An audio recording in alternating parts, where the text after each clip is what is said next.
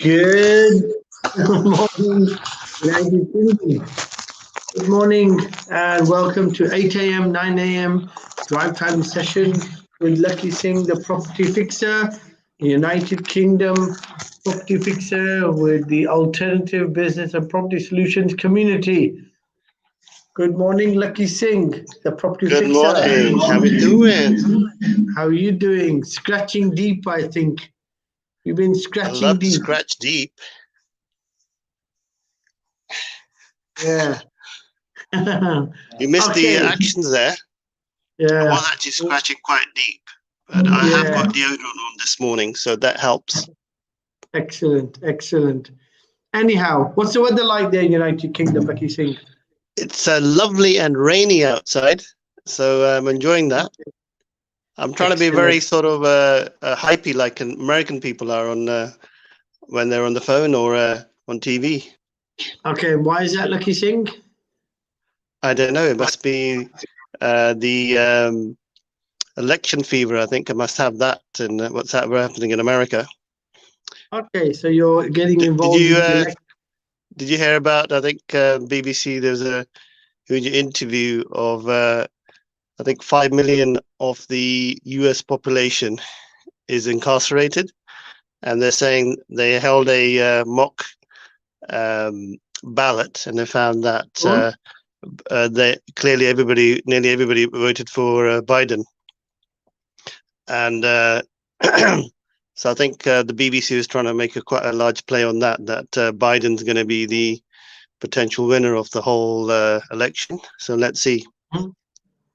Okay, so they normally will give you the facts, but the reality of the matter is it's going to be, well, apparently Mr. Trump has started to board himself into the White House. He's got all these fences up to protect himself from the rioters and the protesters. So that's probably, they say if you know where to look and you know how to join the dots, it's indicative. So apparently he's already putting up security perimeters around Washington or the Oval Office, which probably means that people are going to find out, irrespective of whatever the opinion and the polls are, he's going to win, and people are going to be quite upset, which is the way it goes. Yeah. So the cookie crumbles. Yeah. Hey ho, that's how the cookie crumbles, you know. Yeah, that sounds a bit more like a freshy, what's it now? Indian stuck in Newcastle somewhere, maybe. Trying to find his way back home. I'm not going to continue. This could get quite disastrous. I'll quit while I'm behind. Right, we got a good morning shout out from Deborah and John Smith this morning already. Shout out to you back, Deborah and John. Tree hugging, I would assume, as usual. Anyhow, so the weather's raining in your part of the world. I think we've got a guest speaker today. We've got a guest on today, right? Okay, we were due to have someone on, but I think she didn't reply. So we don't have the pleasure of it this morning. We'll find out why. Anyhow, so the saying of the week obviously is and hustlers don't sleep, they merely take naps. And is the virus, that's the second question for today, and is the virus creating liquidity in the commercial property market? That's the question. Okay, Lakhisingh.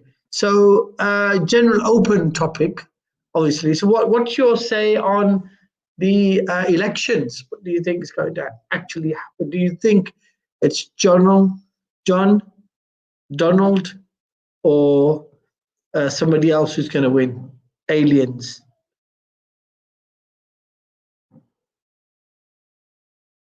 Obviously, you don't have an opinion on it. You're muted. I think Donald will definitely win, but it's more of a gut feeling than any logical, detailed, analytical analysis of the whole situation.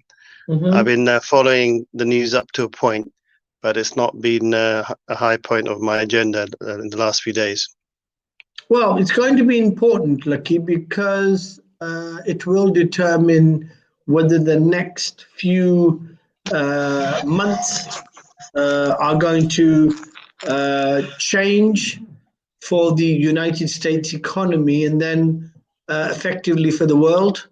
When you get a new president in, obviously certain policy, certain style of leadership changes, and it's normally a break with what's happening. I think if it goes and continues with Donald, there is going to be major issues, and those major issues are going to be just as impactful as once George W. Bush Jr.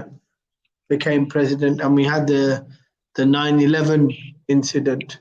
I think there is obviously going to be a lot of controversial stuff that happens around the re-election of Donald Trump. So I think it will be relevant to us. I think not getting into the details of what's happening in the election, but the outcome will affect us quite seriously, I think, this time. They are saying this is one of the most controversial elections in a decade or in a few decades or maybe in a century. So obviously things that are going to happen will have a major effect. So what have you been listening to in the news regarding the pre-election campaigning and stuff? Obviously, haven't been quite busy. Haven't been able to follow the news completely. Just been busy with other things. So been listening more to the COVID-19 and the lockdown and how it's going to impact the United Kingdom, and really getting the alternative business solutions community ready for the sort of tactical fallout of all the overspill of those type of issues.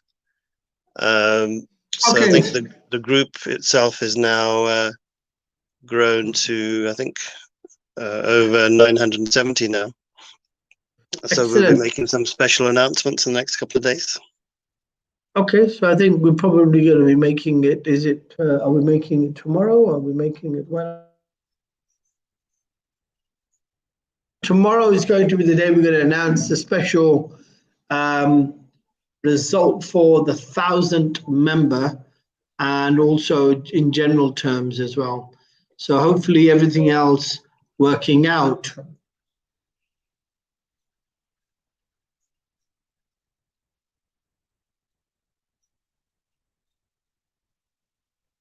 Okay, so yeah, we've got 981 members apparently. So we're just 19 short of the 1,000. So we will be making an announcement tomorrow, and then we will explain what we're going to do for the 1,000th member and what we're going to do for other special members as well. But we do invite everybody to actually dial in and ask questions. That's one thing we are doing. So Lakhisingh, right. Your gut feeling is Donald is going to get re-elected for another 4 years. I think John, what's his name? Is it John Biden? Biden. Yeah, Biden. I think he is as a nice guy, and I think he will make a change, and everything will go back to the fluffy it was before COVID, and everything will go back to normal, and the values of properties will go back up, and the property market will recover, and Joe Biden will become a friendly president around the world, and he will reconcile a lot of the broken relationships, and China and America will become best friends, and Russia will become their ally, and Europe will go back to a united Europe pre-Brexit, and UK will probably stay into Europe. That's what I think I would like to see happen, but it's going to be different. Is that right, Lakhisingh? Well, that would be that's quite idealistic. It's good to be idealistic, I suppose, for the majority of the world population. But the reality of geopolitics, oil, gold, monetary flows, they actually dictate the reality, unfortunately. Mm-hmm. Do you think Joe Biden's? Sorry? Do you think Joe Biden's like an alien or something then? I have no idea. You never know. Okay. The point I was going to make is that from a UK point of view, because we are based here, most people here probably have very little concern what happens over there, because they're not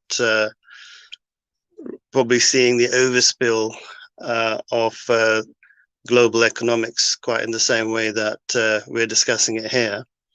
So one of the things that I saw documentary on over the weekend is called The Forecaster. The Forecaster is a film about a gentleman called Martin Armstrong. I'm not sure whether you come across him or not. Okay, so he was imprisoned for 9 years in America, but he ran a fund called Princeton Consulting, based in America. I've heard of them. I've heard of Princeton Consulting, yes. Yeah, so they had the best record over a period of about 20, 25 years of predicting every type of economic woe or flux in funds or stock markets over a period of 20 years. So this guy is a master at historical predictions going back 200-300 years, because when he was 5 years old, he used to collect coins, and he was intrigued by the historical element on how numbers worked, and numbers and economies. So he's developed a unique computerized system that would allow him to understand all the variables, and he's predicted certain crashes in certain markets to the day. So the last 11 minutes of his documentary called The Forecaster, there's a chart, and this is for all the viewers out there. It shows a graph of all the key things that were happened over the last 15 years that he'd predicted. And this is actually filmed in 2014, I believe. And he predicted a issue in Europe over a separation. So that's one of his predictions. So that's about right. And then he's also predicted a increase in interest rates, believe it or not, in 2020.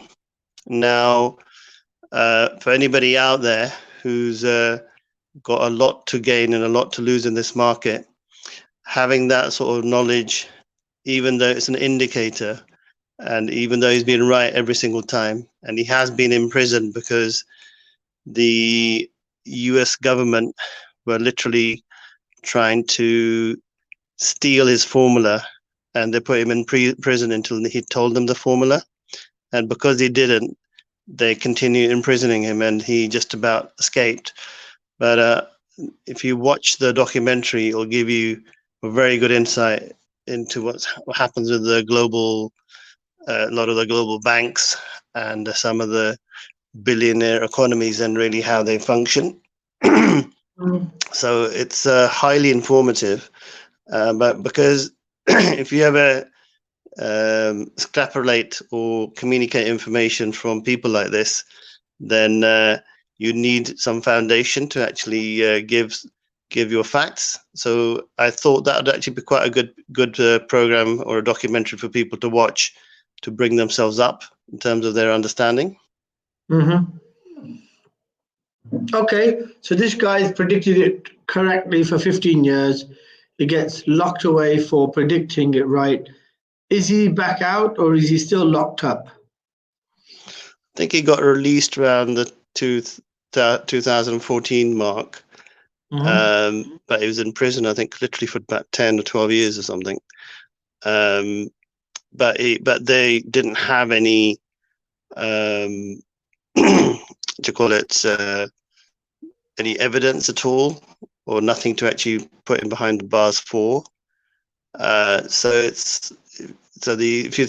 you look at the American system, or any system, to be honest, it could be the UK as well. I have actually known it to happen in other economies, including the UK, where people have actually got information and knowledge which is, let's just say, highly confidential, very strong intellectual property, but governments have actually seized it for their own purpose. So I think anybody out there, I think it's, you need to do your own research, pick up your own knowledge. We're not here to actually be conspiratorial against governments, but if things are going on behind the scenes, then you've got to start reading between the lines. Excellent. So we've got a shout out, Bob Singh. Who else is there? The Bob, how you doing? Yeah. D and who? Right, Alden Hunter and apparently Gordon. Right, okay. All saying hi this morning. Good morning to everyone who's joined us for the first time this morning and been listening. Okay, so what you're saying is, reading between the lines, there are certain things in history that this gentleman's been able to take out, use in an analytical tool and predict to, if not the day, the week or the month. And they've locked him up because he's got that ability to do so. Okay, that makes sense in a weird way, in terms of it sounds too weird to be true, but yet it could be quite true. Knowing for the fact that everything that we've seen in the past 20 years, so since 9/11 to this day, has actually been a repeat of history itself. So the 9/11 disaster obviously is unique. So we know that hadn't happened before. Arab uprising has happened before. The same terminology was used. Market crash has happened before, in terms of before the Great Depression. So we've had that as well. Then we've also had the Spanish flu. We've got the COVID-19 now. So if you look at it, it's quite believable because all these things are already in history, and apparently so. They're all somewhat in the same order, if not sort of, adjusted, but they were happening back to back.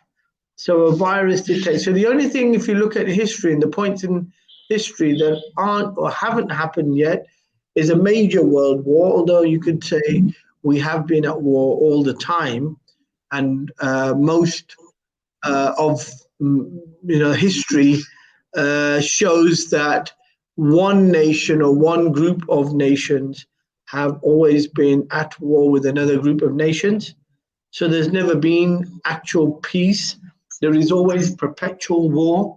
But these big wars, the ones which are evident and somewhat prominent. So the thing left on the radar then would be a war, a depression, and they're talking of double dip recession. So I think we've got that, we've got war, we've got that, and we've got an interest rate hike. Is that right? Three things that are missing, and a financial meltdown, four, which are on the historical horizon. Is that right, Lucky? Is that correct? Well, based upon our discussions with our organization, with our teams and our senior directors, we have been having this discourse for the last about 13, 14 years, actually aligning the past historical events to present day, because we've been actually saying that whatever happened over 100 years ago is likely to be a repetition and repeated again, literally 100 years later. And from that, I don't think we've been too far off, because the Spanish flu is now equivalent to the COVID-19 pandemic. And I think the Spanish flu was a lot worse. I think 30 million or 50 million people died in that. So it's pretty much, that was a complete restructuring of the whole global system of the time as well, and depopulation. And it seems to be the same thing, seems to be occurring again. What's the chances of that actually happening, I suppose, in terms of possibilities? Probably nigh on possible sort of thing is the term I would guess that would be. So okay, I would actually say what Bob Singh was saying the other day, which is conversation's getting hot, Lucky. Before we continue, the conversation's getting hot. So we've got Zishan Akram, we have a Sonia as usual, we've got Burhan Noor scratching deep as usual in the commercial department, we have Prakash Patel and Mandy as well, all saying hi this morning. Shout out to you guys as well. Thank you for joining us. Yeah, Lucky. So you're about to say, so we've had all the critical points. So the ones which are left is, like you said, in the Spanish flu, influenza rather, it was about 30 million, which is a large number. I don't know whether we're going to get to anything like that. And, you know, we obviously wish that the serum or the antivirus is, you know, out on the market to help people. But looking at it from those critical things that got to happen, it does seem somewhat coincidental that all the keywords, the buzzwords that have happened for the world wars and the Boer War and depressions, all those buzzwords are popping up again. So I think it gives substance, or gives credibility to this gentleman you're talking about, who somehow clocked the historical cycle and calculated the major events. I would say that he's probably not far off by saying interest rates may go up, because you've got the elections now nearly complete in America. And I think the economy generally in America is being shown to have recovered, because they were talking about a major recovery a few days ago. Although they say the figures are somewhat skewed, and there's unemployment as well, and there's employment and X, Y, Z. But I think, there could be serious stuff on the horizon yet. In terms of, where do you feel then, what should people be doing now? Because the topic of today and this sort of general discussion is, is the virus affecting the liquidity in the commercial property market? So what should people be doing? Should they be offloading, Lucky, if there is a chance that some of these critical things may happen? What do you think is going to happen next then? What I'll do is to keep it simple for the viewers. To keep it simple for the viewers, I think I'll use a couple of case studies of the last 5 clients have come in to the office for the last 72 hours. I won't mention their names, but I'll give a brief of their situation, so people get an idea of the type of issues that are likely to occur, what my angle is to make sure that they don't end up literally losing their shirt, losing their shirt is the term for meaning that they lose everything. So let me just start with the one particular client that's come in. This client's got a £5 million portfolio. They've got about £1.5 million of debt, but they've got bad credit. And what they've been doing is actually borrowing money for the tune of about $500,000 for projects, which are probably going to give them very good returns. But they've done a 50-50 joint venture with one of their friends, which is quite a lucrative project. But now they're stuck because they've got bad credit. They can't get finance on a cheap price. They're having to pay quite expensive rates, but they're not in profit yet. So I've applied a very simple formula. I said, let's look at the numbers and why are you borrowing the money at such a high rate? Because technically, if you're going in partnership with somebody, you're giving them 50% of your profits. So wouldn't it have been better to just take out $500,000 from your own portfolio by refinancing it out? And first question. Second question is, would you really want to go into joint venture if you can buy in the specialism? So you can actually pay them for their services. It'll probably work out cheaper for you. And the third thing is, I did a calculation. I said, if you'd borrowed the money, if you did borrow money for 12 months because you've got bad credit, with your business plan that you've got, after 7 months, you will be in break even. So you'll be able to pay your bridge off. So I did all those calculations, spent about an hour and a half. So that client now has decided to go ahead with the bridge. In fact, I've just got a missed call from them just now, or a text, which I can't read because I'm on this show. So that's client one, just to give you an idea.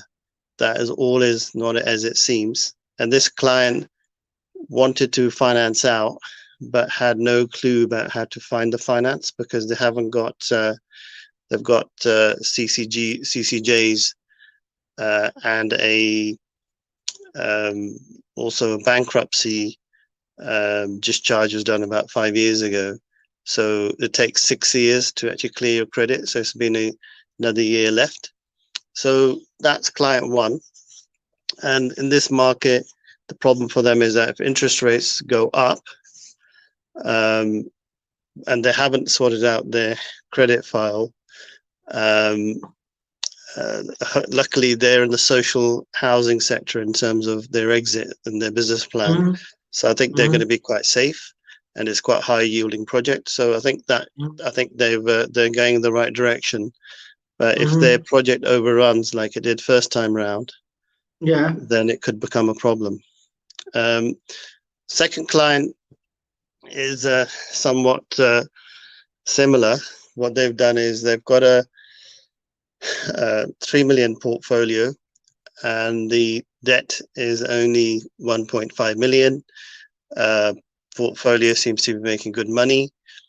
What they've done is they've borrowed £700,000 from 5 investors, and they've promised them quite high interest rates because when they were doing quite well, they were able to afford that interest. The interest is at about 2% a month.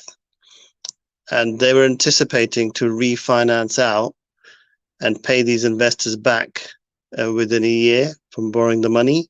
But because the money hasn't, because the property values have fallen slightly now, although people are saying that this is the highest, you've had an increase of 5.8% increase in interest rates, 5.8% increase in house prices and a 0.8% increase in October. The banks aren't really looking at it that way, unfortunately.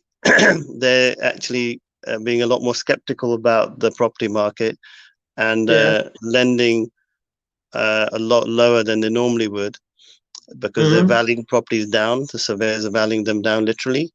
So he's in a situation now where, in fact, I just received a call from him 1 minute before the live interview because he's ill today. He's meant to come in.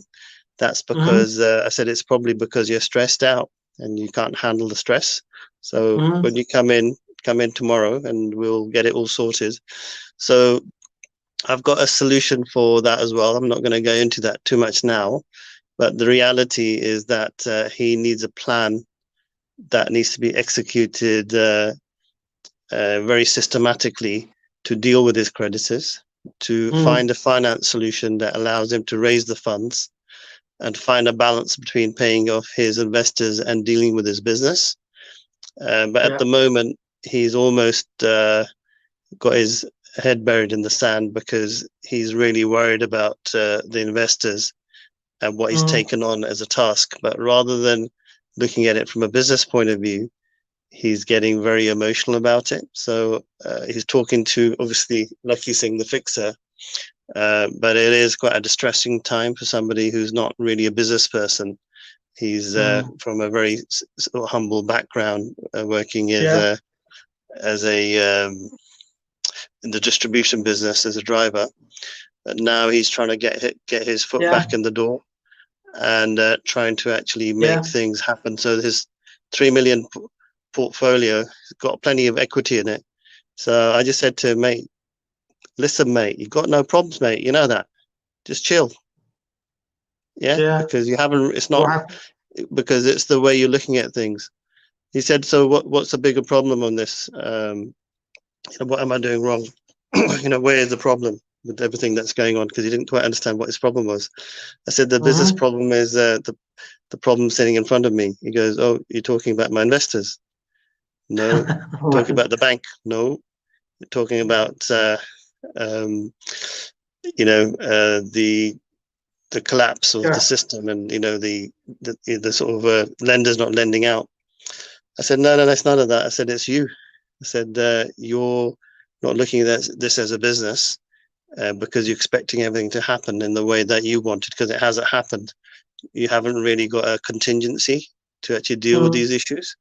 So we've got a meeting with them tomorrow to go through that. So that's client number 2. Client number 3 is a bridging client who's basically value of his assets 2 million. Debt is about 1.3. He wanted to borrow another 200,000. But basically the values have gone in. They valued the property a bit lower. So he needed to get rid of a £200,000 bridge that he had as a second charge on his property. But the banks are not being as favorable with the survey. So they value the property down a tad. So he will get lending. He won't get the 200. He'll get 190. So he's out by 10,000. Luckily, he's got 40,000 sitting in the bank, but he's got to make a choice between paying that or trying to get another survey from another lender, Russ, because we can't control the markets, unfortunately. So quite a lot of case studies there for the viewers, but I'm open to any questions, and I can give a lot more case studies. That's 3. I can give quite a few more. We've got the link sent out to everybody on the group. So anybody want to ask a question, you can actually come on yourselves and ask the question and be part of the live stream. Lovely to hear from any viewer with any question. And there's no question small enough. So don't think your question is maybe simple or it's not complicated enough. Any question you have, you can click the live link and come in and be part of this live stream. Okay, continuing, Lucky. We've got a market situation going on then. And we've got the elections, and you say that obviously you don't watch the elections, but you know that they will affect us. What's the general feeling like in the Square Mile in London? What's the feeling like in the city regarding the elections? Are people upbeat about it? Are they thinking this is going to be the around the corner, as Donald Trump says? We're nearly around the corner. Do you think it's all going to start working now? Is the serum going to be flooded in the market? Are people going to become healthy again? What's happening?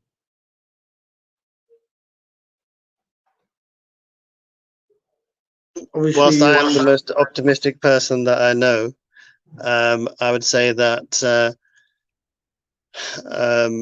in Mayfair, a lot of the people are very, very sort of switched on about what's going on. So they're not really, nobody's really gung-ho about what's going to happen. They've pretty much come to a lot of the conclusions that me and you've got, and they're putting a lot of contingencies in place, and actually restructuring their portfolios to manage any losses. Especially, so you got 3 different types of people. You got the beginner. Let's just say somebody's got a portfolio below 5 million. Then so this is you don't quote me on this, but just to try and give people an idea. Then you've got people of portfolios between 5 million to 100 million. Then you got anybody above 100 million. Now, if I told people this, they wouldn't really believe me, but anybody with a portfolio over 100 million, they came out of the market about 3 or 4 years ago. Don't believe I think you. they must have known Martin Armstrong from the Forecaster, because if you've got a couple of 100 million sloshing around, you're going to be in the money. You're going to know what's happening, so you're going to know where to put it. So they haven't really invested into real estate or anything like that in the United Kingdom. They're investing into other asset classes. So anybody between 5 million to 100 million, majority of them. What was the intention of them getting out of the market? Are they keeping cash to buy back in when it crashes? Is that what they're doing? I think there's a lot other markets which are probably a bit higher risk, but a better investment from their point of view, because that level of funds that they have, the exposure to the real estate market here would be far too high for them, because I think they know what's coming around the corner. Then anybody from, let's just say, 3 million upwards, or 10 million upwards, say, to 100 million, that sort of market are people or organizations that are actually UK based, and they are somewhat going to get hit in the next year or so, and they're beginning to realize that. And anybody that's below 10 million, 5 million, a lot of them have got no much choice, but they have to somewhat consolidate. What I specialize in doing is, most of my clients are either tier 2 or tier 1. Pardon these pandemic puns, but technically it's actually let's just say tier 1 actually should be the 100 million plus, because they're going to be the least impacted. Tier 2 are the middle tier, and the bottom tier is tier 3s. Probably the better way of putting it, from a positive to a slightly negative problem. So anybody that's actually got a 5-10 million portfolio now, they've got 6 or 7 developments. They are in a real limbo land, because the banks are being very difficult, and to get lending is nigh and impossible now, because they're in order to get a development loan, the banks are being very, very difficult. So they're asking 100 questions, whereas before they would ask at least 50 questions. Now they're asking 100.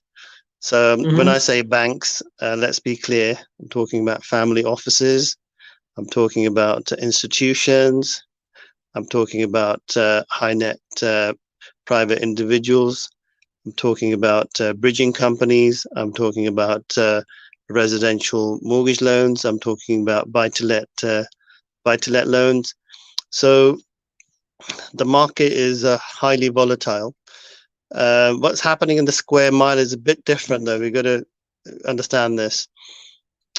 Anything between 0 to about 3 million is still fairly busy in prime central. Anything that's 7 to 10 million is a bit dead. Anything from about 10 million to 100 million is still shifting and moving. And in prime central, such as Belgravia, Mayfair, these sort of numbers are still being achieved, because I'm working on a number of projects at the moment. But anything that's in the periphery of prime central, such as Fulham or Hammersmith, those areas are seeing a lot more dents. The sellers having to take a lower asking price. because they're not really able to retain or maintain the values as easily as prime central. Okay. Right. Okay. So this is there's a lot Lakhisingh of reporting from you on the ground in Mayfair, live and kicking. excellent, excellent. So, and most people, as you've said before, are now the survivors from the first crash, are they? People who managed to hold on or keep control of their property portfolios from the 2007 crash and have managed to survive the last 5-10 years. Is that right? No, not at all. I think anybody that's got a old portfolio, majority didn't survive. I think a lot of the people with portfolios are people that have had portfolios for over about 20 years. And then they've got, deep pockets because they run other businesses. They have other asset classes. So anybody that's doing well has got, they are a combination of developers, lenders, they're bridging lenders, and they're also property holders. And they also have access to maybe a couple of other high cash generative businesses. And so what they've done is they've basically had a more of a diversified portfolio. But the serious ones, are the ones in real trouble, are the ones where they're exposed to hospitality and their developers and their bridges and they're holding onto assets. So where they're fairly highly geared because they bought the assets over the last 10 years or so, because the market's not changed that much in the last 10 years. It's not gone up rapidly. It's probably gone up by 10, 25% in England. But so it is a quite precarious situation for people with, let's say, more of a narrow set of investments. Yeah. Okay. So in overall, with what you say is going to be the correlation of the US elections and the impact you will have, you're saying there's going to be some major moves that will take place in the city now between now and next year, April maybe. Is that what you somewhat determine or predict? Yeah, the agents I work with at Mayfair, we think by about April to June next year, there will be the whole London market, even prime central, will soften. So you could be, if you're looking for that £10 million mansion in or £20 million mansion, you might be able to get it for half the price, 50% discount. And especially if you're from Southall, this is a good time to be getting a discount. Okay, right. So going away from that topic, and if we go on to, you being a bit of a hustler. I don't want to use that word in a negative way. What type of deals are you seeing people hustle in the square mile that are not necessarily big deals, but they nevertheless make money and they've got cash coming in for?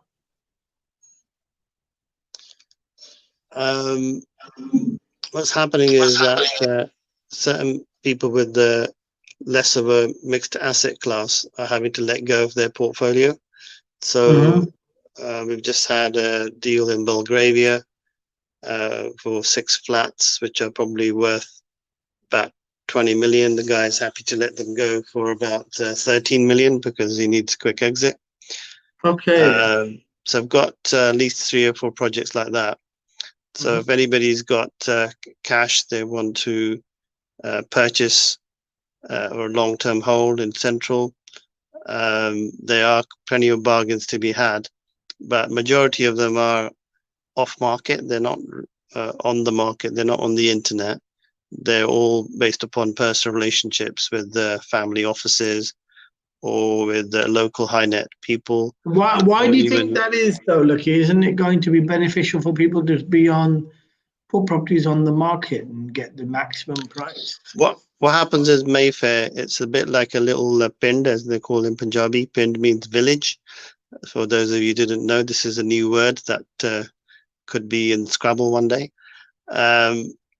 So in the local pind or local Mayfair, local village, a lot of people, everybody knows everybody's business. And they know, oh, number 9, flat number 6B, blah, blah, blah, Hill Street. They all know who it belongs to. They've all been around the block. Everybody is actually super nosy about everybody's business. So basically, anybody who is anybody doesn't want anybody to know their business, whatever purpose, whether it be for tax, whether it be for privacy, whether it be for keeping their assets protected from whatever reason. So a lot of these people, they don't really want anybody to know their business. So they would only do deals privately, and they wouldn't really want to put them on the market. So I'd say about 90% of, I'd say 80 to 90% of sales that take place in prime are actually done behind closed doors. Okay, they don't put them on the market. So I think that's why I understand of it anyway, because I'm seeing lots of those things being given to me, but they don't really want them on the market. So I've literally picked up 10 privately held properties in prime in the last 4 or 5 working days. Okay, makes sense. And okay, so what's the prediction for the whole of the UK coming out of the square mile, coming out of London? What do you think is going to happen to the rest of the United Kingdom then?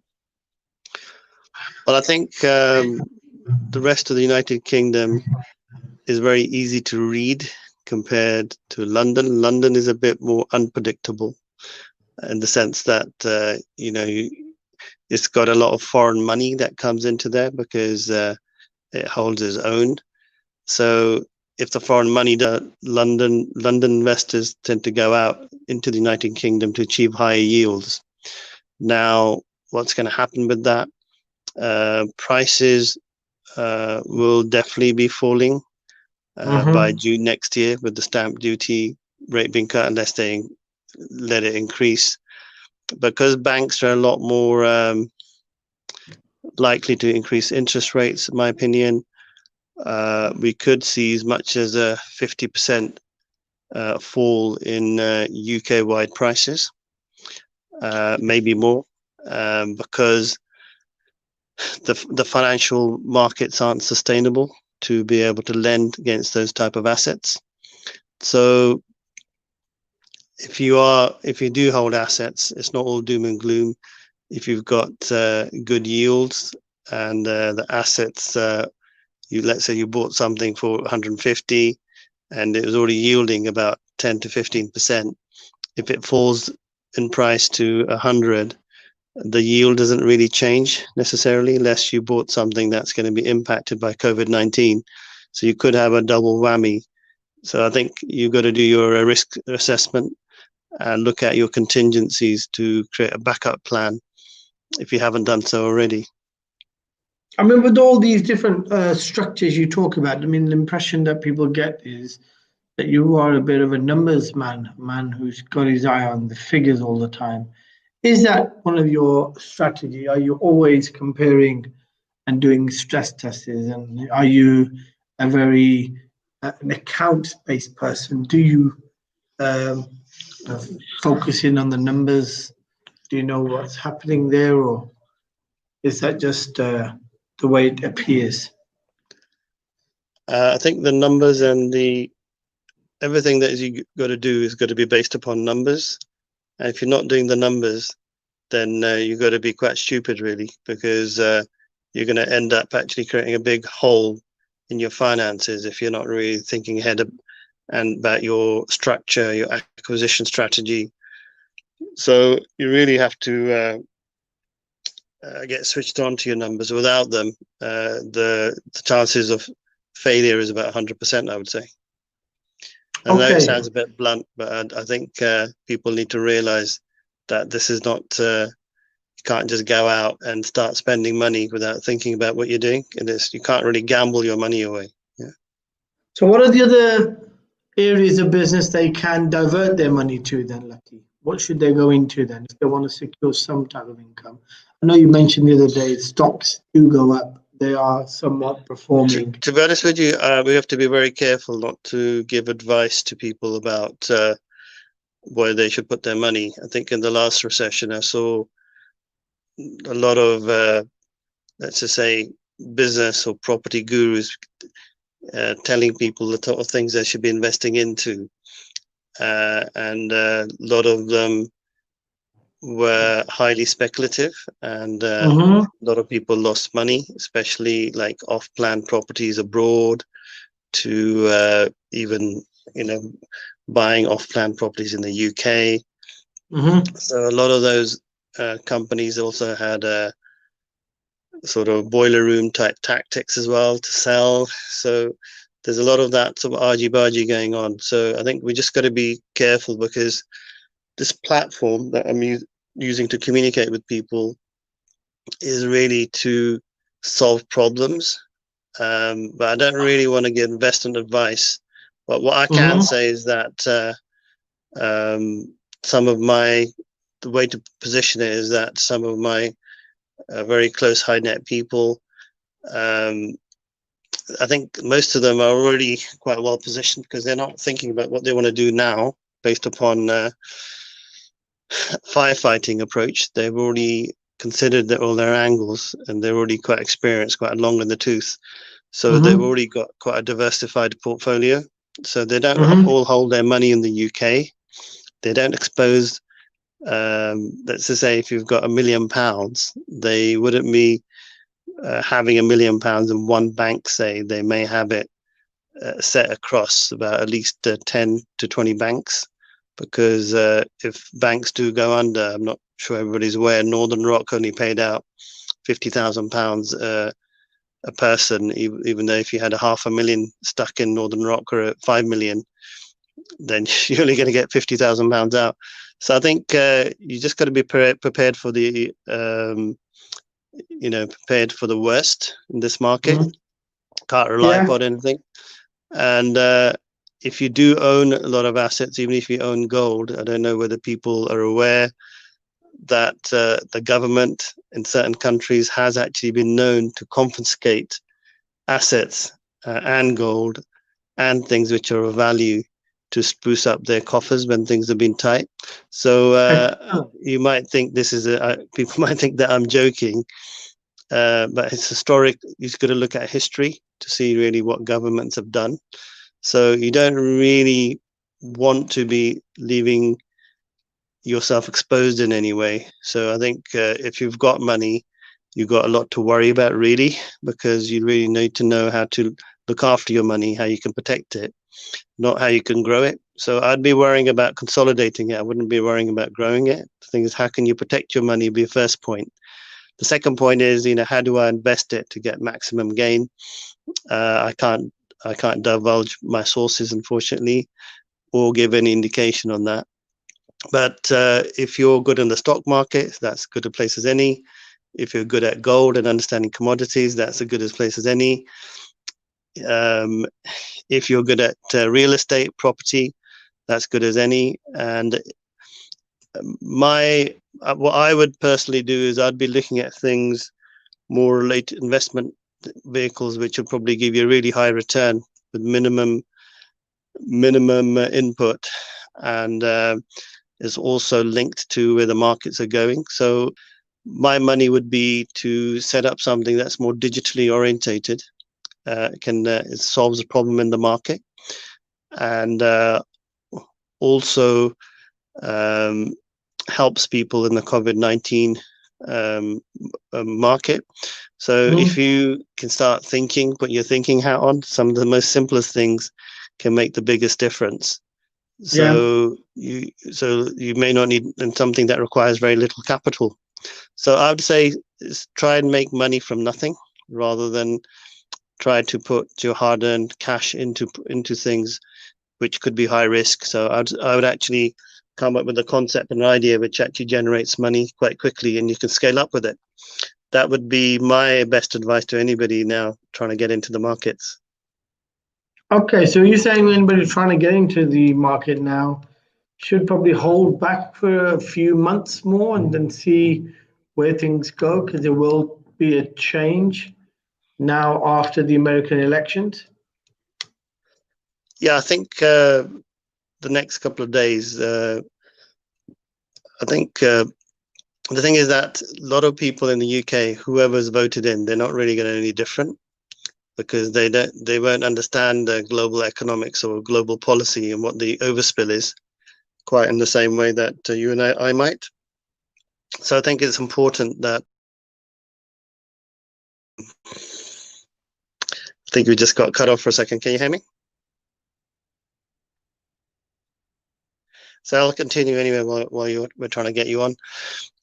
So I think it's very important for anybody getting into the markets now that you don't jump into anything, because there are lots of unpredictable elements. You've got a potential long-term lockdown, second phase. You've got a lot of unpredictability what will happen in America. But I think you've got to do your research on that and find out really which way that's going to go. And don't take anything for granted, because there will be an overspill from the American elections in terms of what's going to happen in the United Kingdom. So I think we've lost Vijay Sal. So this is Lakhisingh, the property fixer.